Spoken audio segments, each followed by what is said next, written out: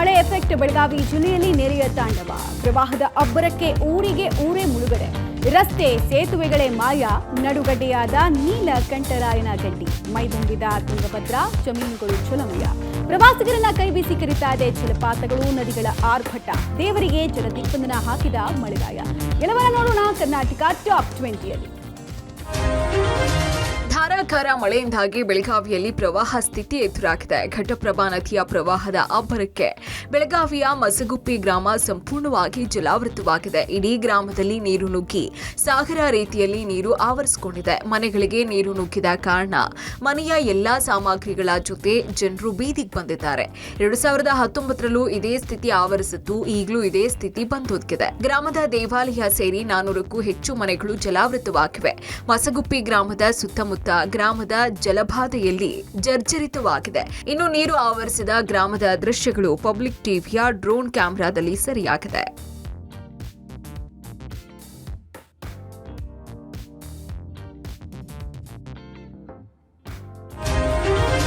ಕೃಷ್ಣಾ ನದಿ ತೀರದಲ್ಲಿ ಪ್ರವಾಹ ಹೆಚ್ಚಾಗ್ತಾ ಇದೆ. ಇದರಿಂದಾಗಿ ಚಿಕ್ಕೋಡಿಯ ಯಡೂರ ಗ್ರಾಮಕ್ಕೆ ಕೃಷ್ಣಾ ನದಿ ನೀರು ನುಗ್ಗಿದೆ. ನದಿ ತೀರದ ಜಮೀನುಗಳು ಹಾಗೂ ಮನೆಗಳು ಸಂಪೂರ್ಣವಾಗಿ ಜಲಾವೃತವಾಗಿವೆ.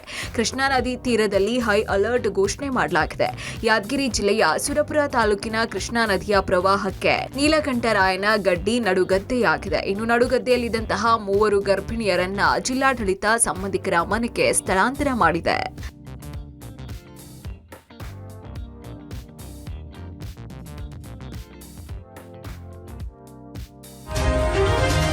ದಾವಣಗೆರೆ ಜಿಲ್ಲೆಯ ಹೊನ್ನಾಳಿ ಹರಿಹರದ ಮೂಲಕ ಹಾದು ಹೋಗ್ತಾ ಇರುವಂತಹ ತುಂಗಭದ್ರಾ ನದಿ ಮೈದುಂಬಿ ಹರಿತಾ ಇದೆ. ನದಿ ಪಾತ್ರದಲ್ಲಿರುವಂತಹ ಬಹುತೇಕ ಕೃಷಿ ಪ್ರದೇಶಗಳು ಜಲಾವೃತವಾಗಿವೆ. ಹರಿಹರದ ಧೀಟೂರು ಗ್ರಾಮದ ಸುತ್ತಮುತ್ತ ತುಂಗಭದ್ರಾ ನದಿಯ ನೀರು ಆವರಿಸಿದ್ದು ನದಿಯೋ ಎನ್ನುವುದು ಅನುಮಾನವಾಗುವಂತೆ ಜಮೀನುಗಳು ಮುಳುಗಡೆಯಾಗಿದೆ. ಇನ್ನು ಜಮೀನಿನಲ್ಲಿರುವಂತಹ ಪಂಪ್ ಸೆಟ್ಗಳು, ಕೃಷಿ ಸಲಕರಣೆಗಳು ಕೂಡ ಮುಳುಗಡೆಯಾಗಿವೆ. ಪ್ರತಿ ಬಾರಿ ತುಂಗಭದ್ರಾ ನದಿ ತುಂಬಿ ಹರಿದ್ರೆ ಕೃಷಿ ಪ್ರದೇಶಗಳು ಜಲಾವೃತವಾಗಿ ರೈತರಿಗೆ ನಷ್ಟ ಅನುಭವಿಸುವಂತಾಗಿದೆ.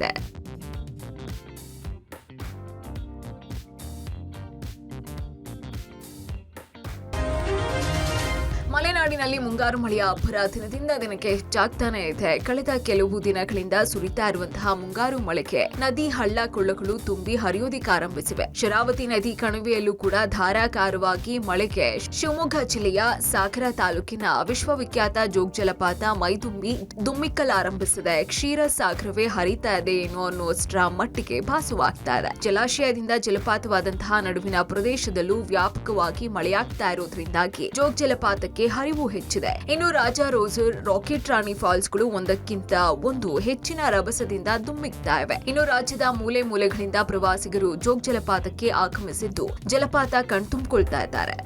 ಮಲೆನಾಡಿನಲ್ಲಿ ಕಳೆದ 15 ದಿನಗಳಿಂದ ಧಾರಾಕಾರ ಮಳೆ ಸುರಿತಾ ಇದೆ. ಧಾರಾಕಾರ ಮಳೆ ಹಿನ್ನೆಲೆಯಲ್ಲಿ ವಿಶ್ವವಿಖ್ಯಾತ ಜೋಗ ಜಲಪಾತಕ್ಕೆ ಜೀವ ಕಳೆ ಬಂದಿದೆ ಅಂತಲೇ ಹೇಳ್ಬೋದು. ನಾವು ಇವತ್ತು ಜೋಗ ಜಲಪಾತದ ಬಳಿಯಲ್ಲೇ ಇದ್ದೀವಿ. ನೀವು ನೋಡ್ಬೋದಾಗಿದೆ, ಜೋಗದಲ್ಲಿ ಶರಾವತಿ ನದಿ ದುಮ್ಮಿಕ್ಕಿ ಹರಿತಿದ್ದಾಳೆ. 960 ಅಡಿ ಆಳದಿಂದ ಈ ಒಂದು ಜಲಪಾತ ದುಮ್ಮಿಕ್ಕೆ ಹರಿತಾ ಇದೆ. ರಾಜಾ ರೋರರ್, ರಾಕೆಟ್ ರಾಣಿ ಶರಾವತಿ ನದಿ ಇಲ್ಲಿ ದುಮ್ಮಿಕ್ಕೆ ಹರಿತಿದ್ದಾಳೆ. ರಾಜ್ಯದ ಬೇರೆ ಬೇರೆ ಕಡೆಯಿಂದ ಇಲ್ಲಿಗೆ ವಿಶ್ವವಿಖ್ಯಾತ ಜೋಗ ಜಲಪಾತವನ್ನು ವೀಕ್ಷಿಸಲು ಒಂದು ಜಲಪಾತಕ್ಕೆ ಆಗಮಿಸಿದ್ದಾರೆ.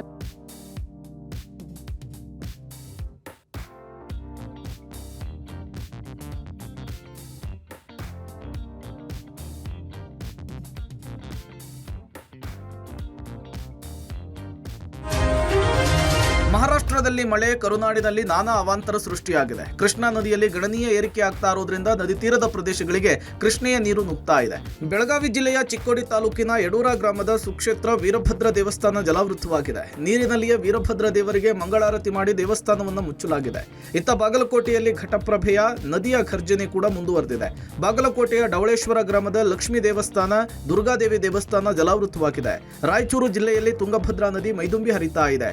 ಎಲೆಬಿಚ್ಚಾಲಿಯ ಬಿಚ್ಚಾಲಮ್ಮ ದೇವಾಲಯದ ಸುತ್ತಲೂ ಕೂಡ ನೀರು ಆವರಿಸಿದೆ. ಬೆಳಗಾವಿಯ ಮೂಡಲಗಿ ತಾಲೂಕಿನ ಸುಣ್ಣಧೋಳಿ ಗ್ರಾಮಕ್ಕೆ ಘಟಪ್ರಭಾ ನದಿ ನೀರು ನುಗ್ಗಿ ಜಡಿಸಿದ್ದೇಶ್ವರ ದೇವಸ್ಥಾನ ಜಲಾವೃತವಾಗಿದೆ. ದೇವಸ್ಥಾನದ ಆವರಣದ ಮಳಿಗೆಗಳಿಗೂ ಕೂಡ ನದಿ ನೀರು ನುಗ್ಗಿದೆ. ಬೆಳಗಾವಿಯ ಗೋಕಾಕ್ ತಾಲೂಕಿನ ಉದಗಟ್ಟಿ ಗ್ರಾಮದ ಪ್ರಸಿದ್ಧ ಉದ್ದಮ ದೇಗುಲಕ್ಕೂ ಕೂಡ ಜಲಕಂಟಕ ಎದುರಾಗಿದೆ. ಇನ್ನು ತುಂಗಭದ್ರಾ ನದಿಗೆ ಅಪಾರ ಪ್ರಮಾಣದ ನೀರು ಬಿಟ್ಟ ಹಿನ್ನೆಲೆಯಲ್ಲಿ ಕೊಪ್ಪಳದ ಕಾರಟಗಿ ತಾಲೂಕಿನ ಬೆನ್ನೂರ ಗ್ರಾಮದ ಹೊಳೆಬಸವೇಶ್ವರ ದೇವಸ್ಥಾನ ಕೂಡ ಮುಳುಗಡೆಯಾಗಿದೆ. ಜಲಾಶಯದಿಂದ 1,50,50,000 ಕ್ಯೂಸೆಕ್ ನೀರನ್ನ ನದಿಗೆ ಹರಿಬಿಡಲಾಗಿದ್ದು ನದಿ ನದಿಪಾತ್ರದ ಹಲವೆಡೆ ನೀರು ನುಗ್ಗಿದೆ. ರಾಜ್ಯಾದ್ಯಂತ ವರುಣನ ಅಬ್ಬರ ಮುಂದುವರೆದಿದೆ. ಕಾವೇರಿ ನದಿಯಿಂದ ಸೃಷ್ಟಿಯಾಗುವ ಮೊದಲ ಧನುಷ್ಕೋಟಿ ಜಲಪಾತ ನೋಡೋದೇ ಒಂದು ವೈಭೋಗ.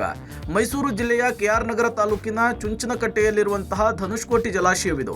ಕಾವೇರಿ ನದಿ 61 ಅಡಿ ಎತ್ತರದಿಂದ ಕೆಳಗೆ ಜಿಗಿಯುವಂತಹ ದೃಶ್ಯ ನಯನ ಮನೋಹರವಾಗಿದೆ. ಅತ್ತ ಕೆಆರ್ಎಸ್ ಹಾಗೂ ಕಬಿನಿ ಜಲಾಶಯದಿಂದ ಅಧಿಕ ಪ್ರಮಾಣದಲ್ಲಿ ನೀರು ಬಿಟ್ಟಿರುವ ಹಿನ್ನೆಲೆಯಲ್ಲಿ ಗಗನಚುಕ್ಕಿ ಜಲಪಾತದಲ್ಲಿ ಸೌಂದರ್ಯದ ರಾಶಿಯೇ ನಿರ್ಮಾಣವಾಗಿದೆ. ಕಾವೇರಿ ನದಿಯ ಭೋರ್ಗರೆತಕ್ಕೆ ಹಾಲ್ನೂರೆಯಂತೆ ಕಂಗೊಳಿಸ್ತಾ ಇದೆ. ಹಸಿರಿನ ಕಾನನದ ಮಧ್ಯೆ ಬಂಡೆಗಳನ್ನು ಸೀಳಿಕೊಂಡು ಕಾವೇರಿ ನದಿ ಗಗನಚುಕ್ಕಿಯಲ್ಲಿ ಧುಮ್ಮಿಕ್ತಾ ಇದೆ.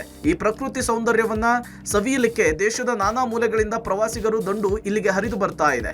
ಇನ್ನು ಟಿಬಿ ಡ್ಯಾಂಗೆ ಭಾರಿ ಪ್ರಮಾಣದ ಒಳಹರಿವು ದಾಖಲೆಯ ಹಿನ್ನೆಲೆಯಲ್ಲಿ ತುಂಗಭದ್ರಾ ನದಿಗೆ ಬರೋಬ್ಬರಿ 1,50,000 ಕ್ಯೂಸೆಕ್ ನೀರನ್ನ ಬಿಡುಗಡೆ ಮಾಡಲಾಗ್ತಿದೆ. ಮತ್ತೊಂದು ಕಡೆ ತುಂಗಭದ್ರಾ ನದಿ ವಯ್ಯಾರದಿಂದ ಹರಿತಾ ಇದೆ. ನದಿ ಹರಿಯುವ ಮನಮೋಹಕ ದೃಶ್ಯ ಪಬ್ಲಿಕ್ ಟಿವಿಯ ಡ್ರೋನ್ ಕ್ಯಾಮೆರಾದಲ್ಲಿ ಸೆರೆ ಸಿಕ್ಕಿದೆ.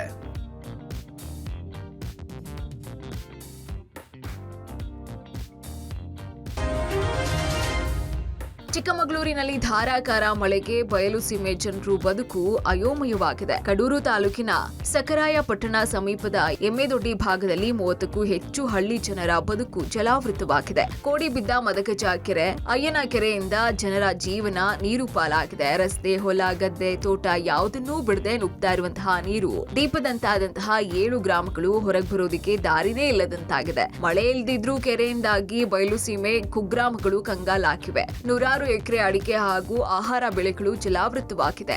ಈ ಮಧ್ಯೆ 7 ಗುಡ್ಡಗಳ ಮಧ್ಯೆ ಇರುವಂತಹ ಸುಪ್ರಸಿದ್ಧ ಪ್ರವಾಸಿ ತಾಣ ಅಯ್ಯನ ಕೆರೆಯ ಸೌಂದರ್ಯಕ್ಕೆ ಸರಿಸಾಟಿಯೇ ಇಲ್ಲ. ಕೋಡಿ ಬಿದ್ದ ಕೆರೆ ನೋಡುವುದಕ್ಕೆ ಪ್ರವಾಸಿಗರ ದಂಡು ಮುಗಿ ಬಿದ್ದಿದೆ. ಸಮುದ್ರದ ಅಲೆಗಳಂತೆ ಉಗ್ತಾ ಇರುವಂತಹ ಕೆರೆ ಕೋಡಿ ನೀರು ಹರಿತಾ ಇದೆ.